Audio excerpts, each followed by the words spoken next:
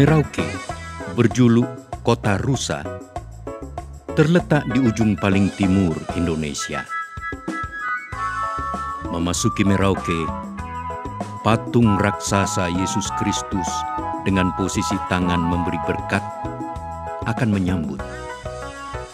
Bagai menebar doa keselamatan dan kedamaian bagi siapa saja yang ada di kota ini.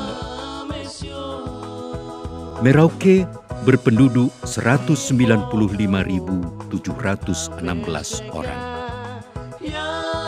37.489 orang berusia antara 15 sampai 24 tahun. Mereka adalah para remaja calon pemimpin masa depan tanah Papua.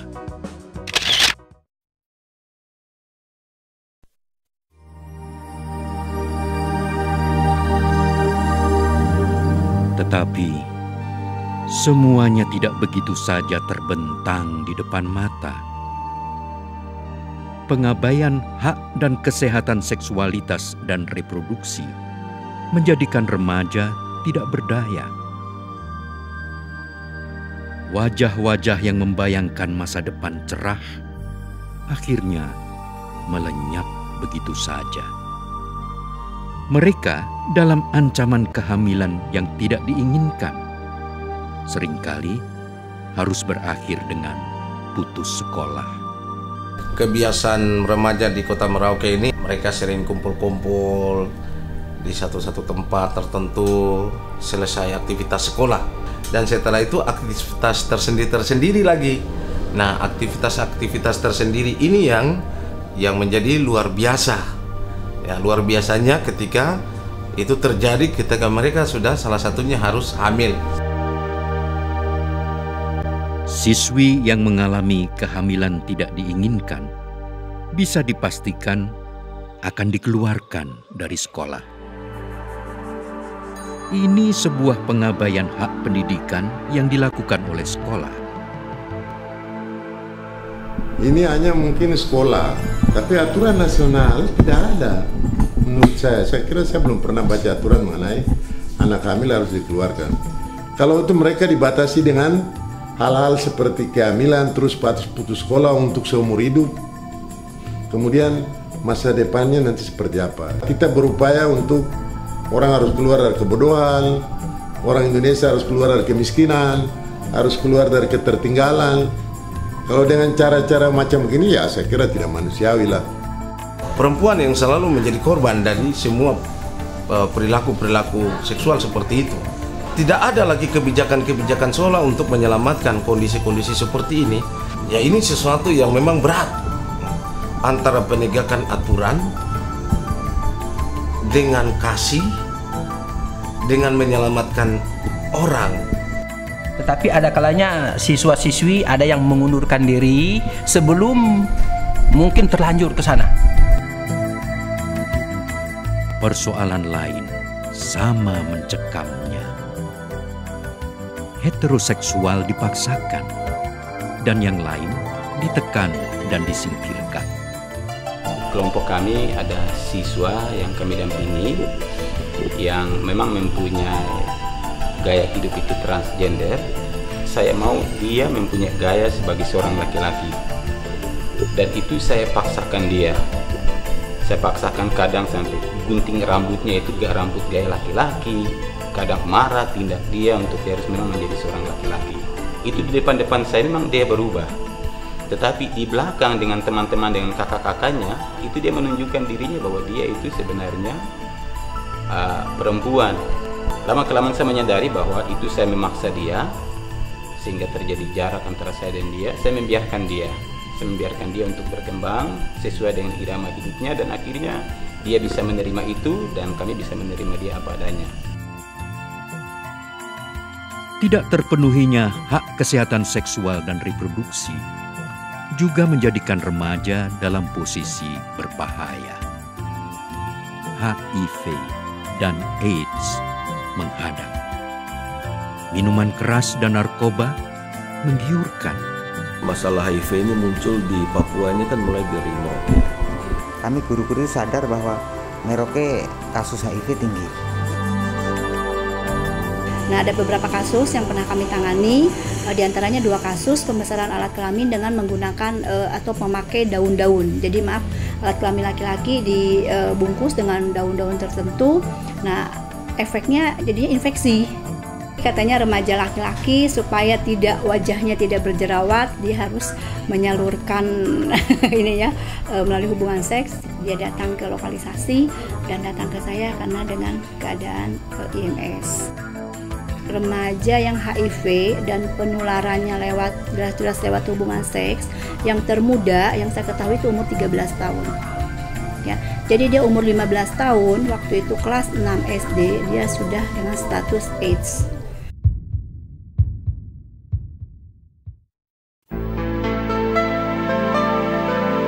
Proses pendidikan kesehatan seksual dan reproduksi komprehensif mampu mengubah sikap dan perilaku pelajar, menjadikan mereka memiliki prinsip selama menjalani masa remajanya.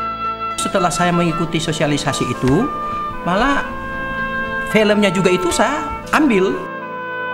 Perubahan dari diri saya dan teman-teman bisa dilihat.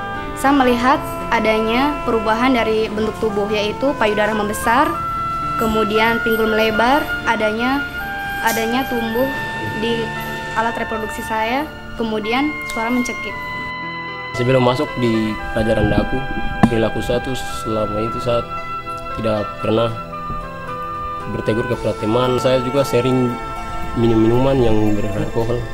Terus saya masuk di SMK Negeri 1 Tanah Miring ini, saya mendapatkan pelajaran daku. Saya mulai berubah. Hanya dengan persiapan yang detail, proses belajar mengajar akan efektif mencapai tujuan.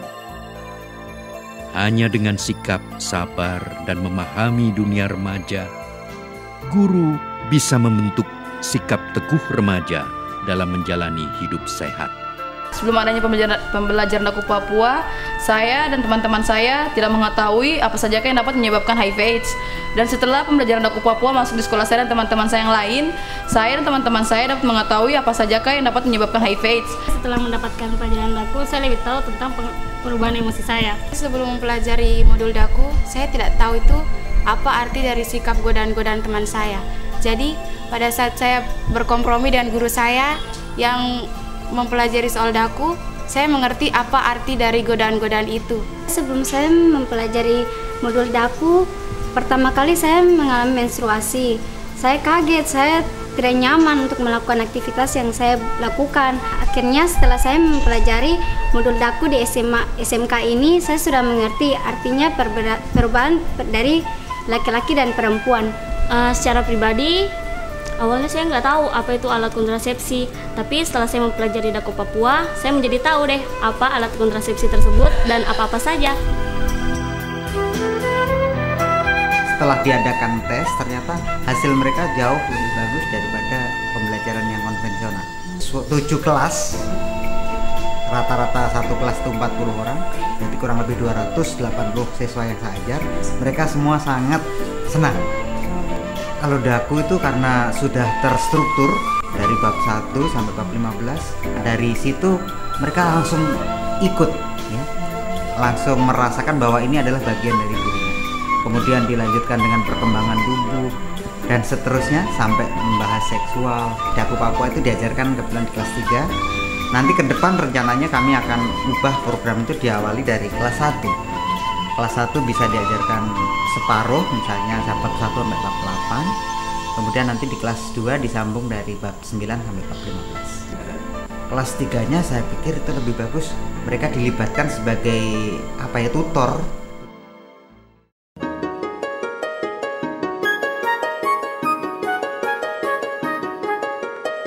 Modul Daku Papua menuntut adanya perubahan cara pandang, sikap, dan perilaku para guru. Doktrin lama yang bercokol dalam kepala digugat-gugat. Sebelum mengikuti kegiatan daku, bicara tentang seksualitas, tentang kesehatan reproduksi, itu memang menjadi sesuatu yang tabu, menjadi sesuatu yang porno, sehingga ketika berbicara tentang seksualitas itu biasa ada perasaan-perasaan malu jauh sebelumnya. Pengalaman pribadi saya itu justru ke alat kontrasepsi kondom itu. Kalau pribadi saya kayaknya masih rasa kurang pas atau risih kalau saya pergi ke apotek, Mbak ada sutra, itu mau bilang sutra juga itu mau ini keluar masuk gitu. Kita maklum kita juga pernah muda, tapi tolong ada batas-batasnya. Guru merasa asyik, murid merasa senang. Begitulah yang bisa disaksikan dalam proses implementasi Daku Papua di Merauke. Sangat sederhana dan gampang sekali dimengerti dengan figur orang-orang sini. Saya sangat mendukung sekali program yang sudah sekarang ini dirintis oleh BPKM Yasanto bekerjasama dengan BPF Belanda dan Jakarta, melahirkan sebuah modul. Saya pikir ini modul yang sangat canggih karena proses ini anak lebih banyak belajar sendiri, difasilitasi oleh seorang guru, dan dia belajar untuk menemukan ya, seperti kalau kita lihat metodenya ya, dia melakukan ya, materi luas ya, dia lakukan, dia ungkap, dia analisis, lalu dia simpulkan. Di modul Daku Papua itu kan selain materi digital kan ada game-games dan itu ya. Jadi pas membuka itu wah, rame begini. Modul digital Daku Papua ini komprehensif. Ini pelajarannya sangat menyenangkan membuat mereka mendapatkan materi itu dengan senang. Jadi bagaimana mereka bisa mengenal diri, kemudian mereka bisa bermain peran, bagaimana mereka bisa belajar untuk bilang tidak terhadap pergaulan-pergaulan yang tidak seharusnya mereka lakukan. Mungkin pemberian soal-soal yang ada di pekerjaan rumah itu yang kemudian kami lihat, kami diskusikan bersama guru-guru, kemudian di guru-guru di sekolah kami sendiri, kemudian juga di MGMP kami coba sharing dengan teman-teman. Setelah mendapatkan materi ini, sejauh ini yang kami perhatikan, yang kami coba nilai, ada perubahan-perubahan sikap yang terjadi di diri mereka.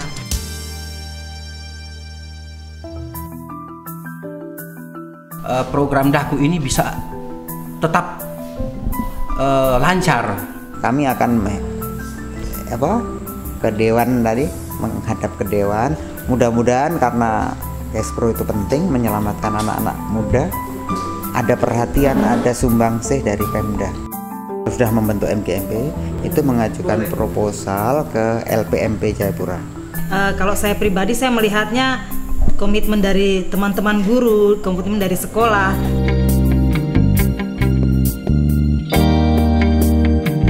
Majelis Guru Mata Pelajaran MGMP Kesehatan Reproduksi beranggotakan 34 guru dari 17 SMA, SMK, dan MA Madrasah Aliyah. Untuk memperjuangkan kepentingan remaja, mereka berdialog dengan anggota DPRD Kabupaten Merauke.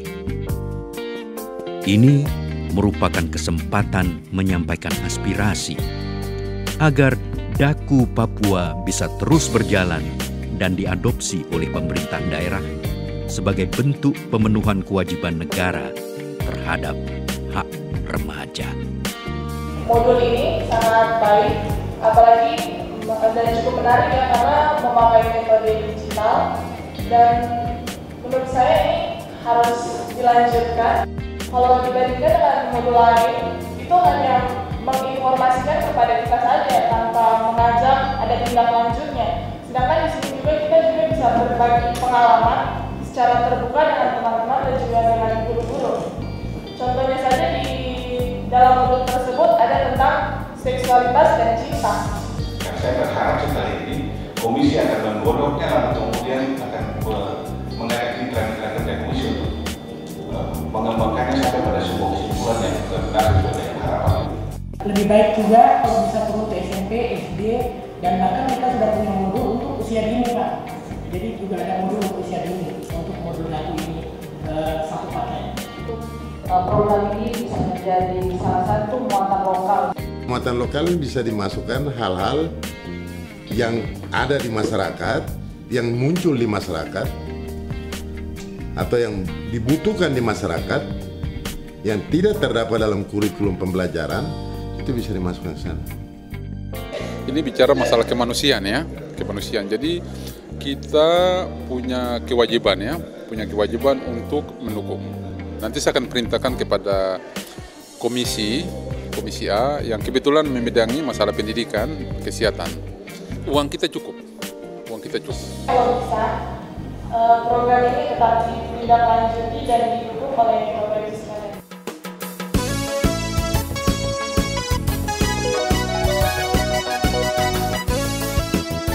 Terima kasih untuk Daku Papua. Mari kita selamatkan kaum muda Papua di tanah Animha. Terima kasih Daku Papua. Terima kasih Daku Papua. Daku Papua. Yes, yes.